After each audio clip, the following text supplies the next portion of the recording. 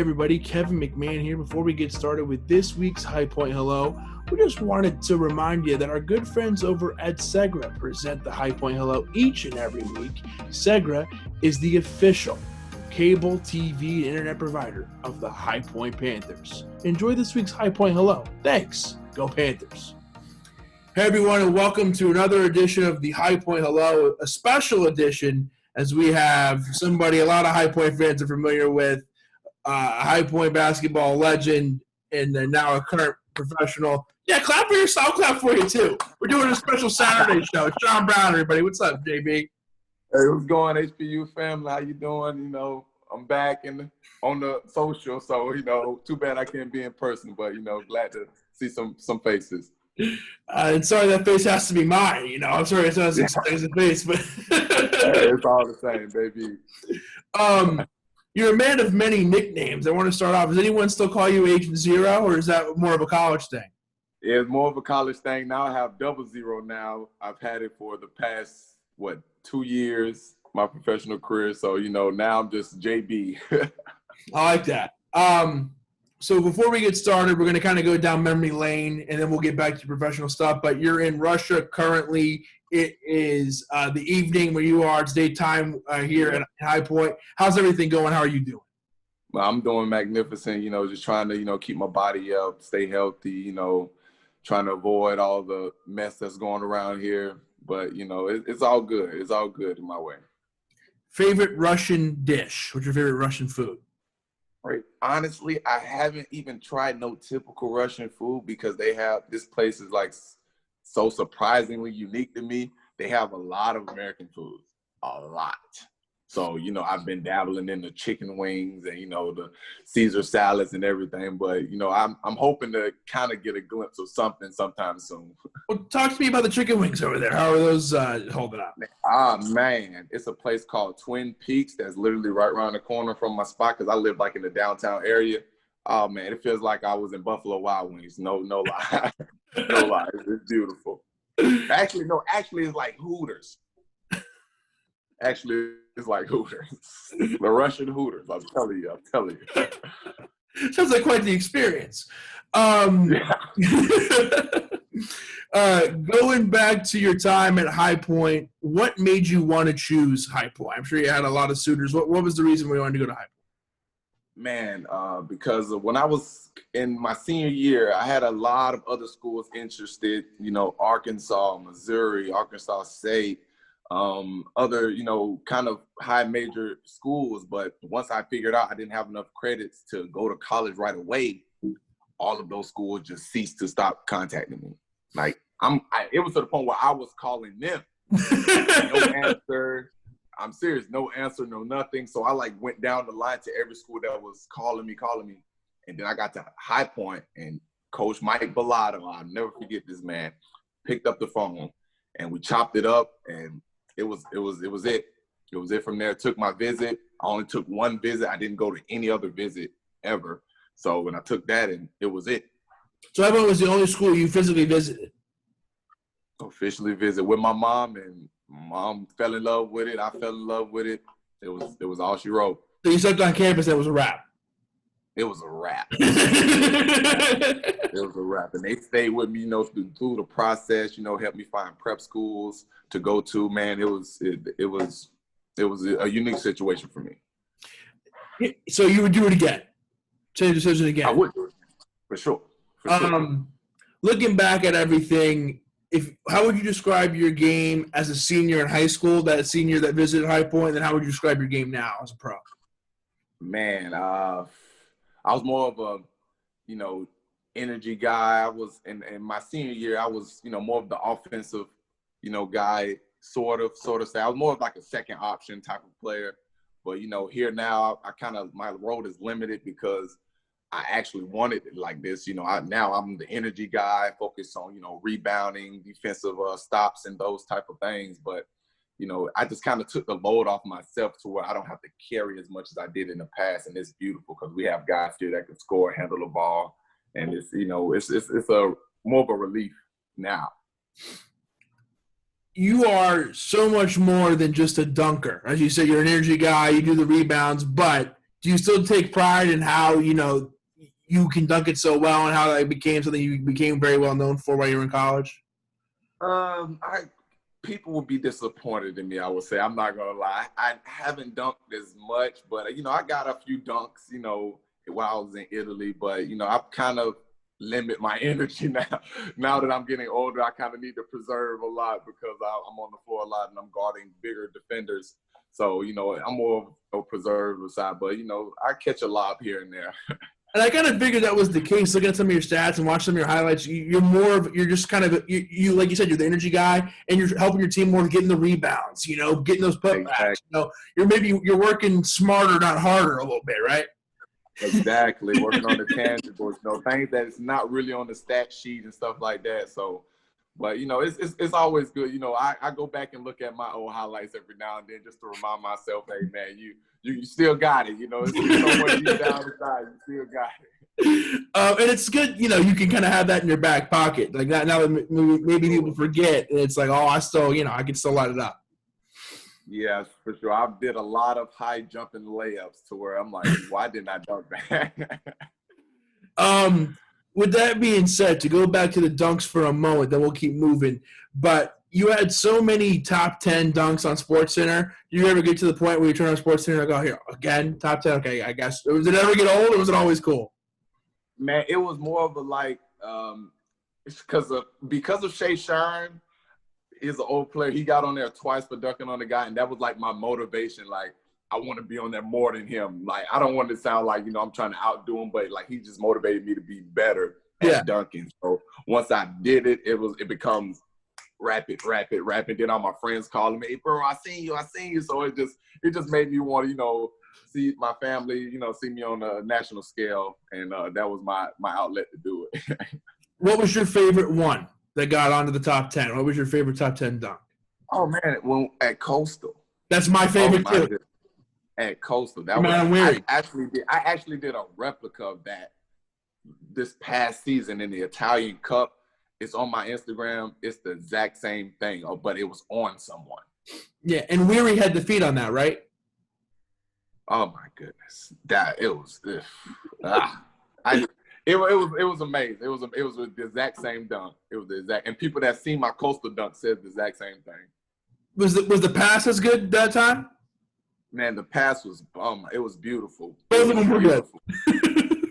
Both was pretty good, but the second one I had dunked on someone in the process, so it made it. I've seen that one.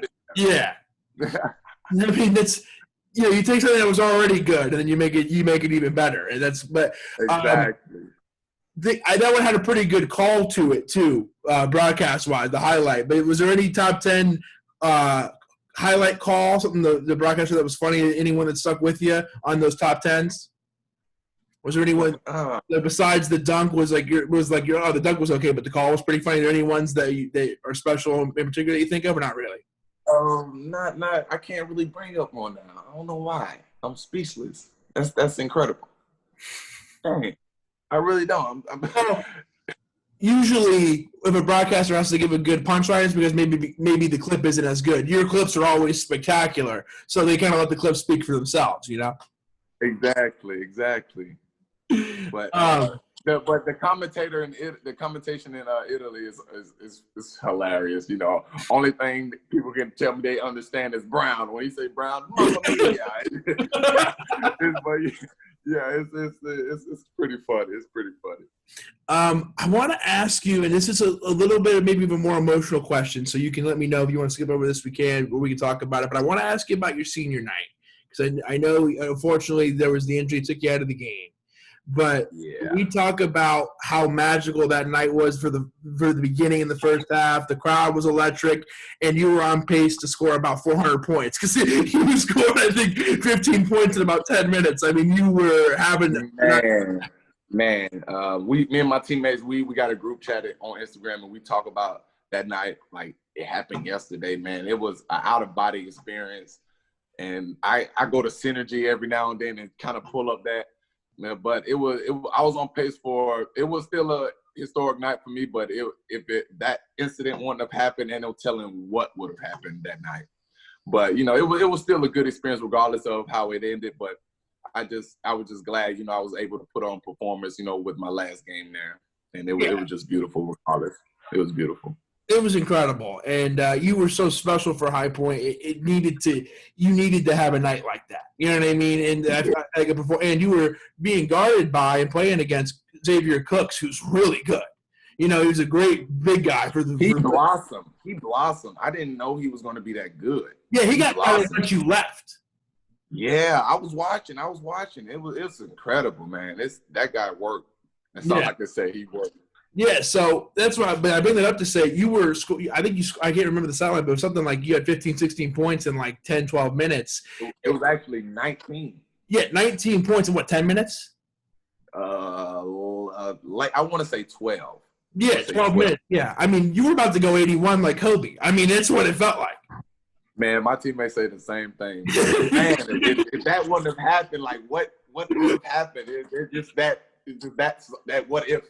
Yeah, well, the Miller Center wouldn't be there anymore because the crowd in there would have ripped the doors down, and I mean they would have blown the roof off. Oh man, with every bucket, it's like I thought I couldn't get louder in there. They proved me wrong with every bucket. It was a night to remember. When you remember your career at High Point, what are some things that you reflect fondly upon? Frown? You say what now? I said that weird. What do you remember fondly when you reflect? Like, what do you remember fondly of your career? Like, what do you get back and go, man, that's great?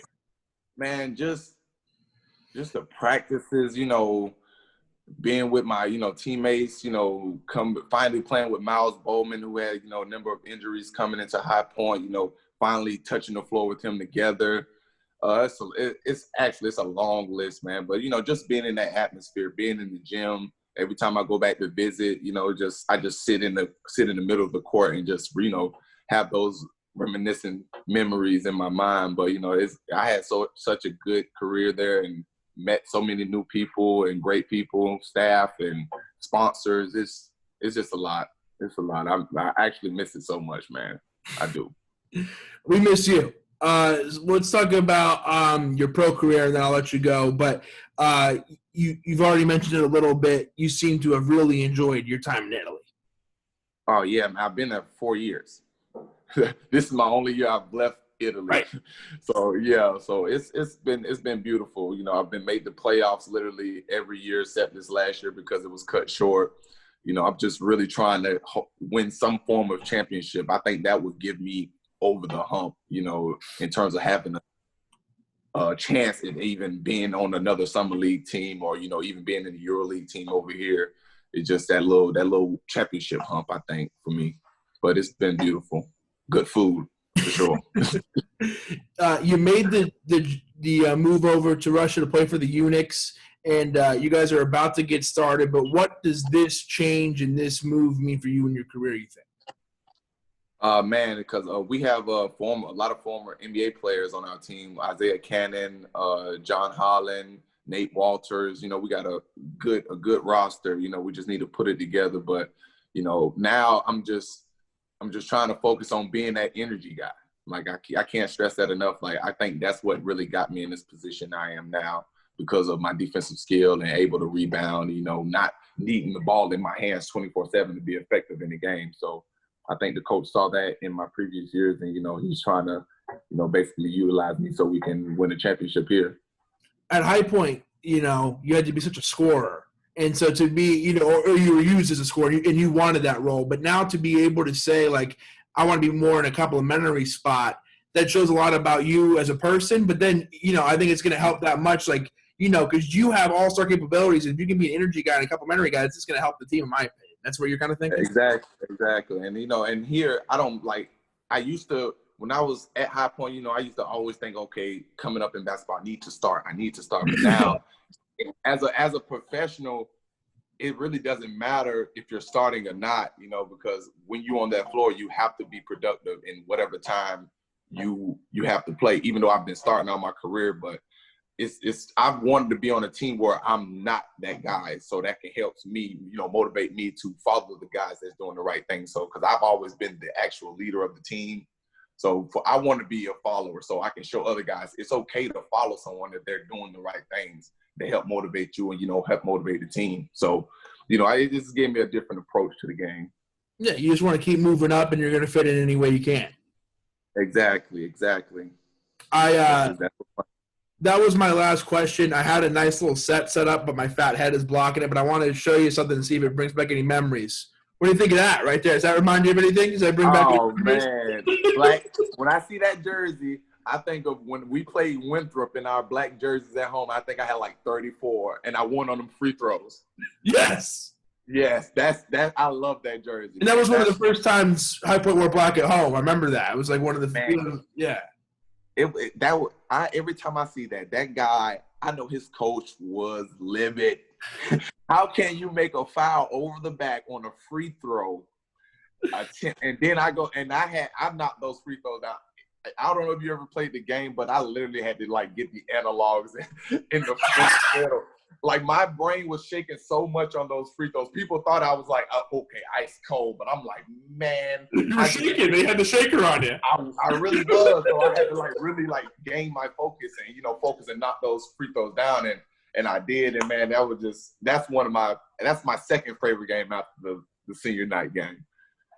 Well, I could sit here and talk with you all night, but you said your wife was calling you at 7 o'clock. I won't leave you alone. But thank you so much for joining us. Thank you, man.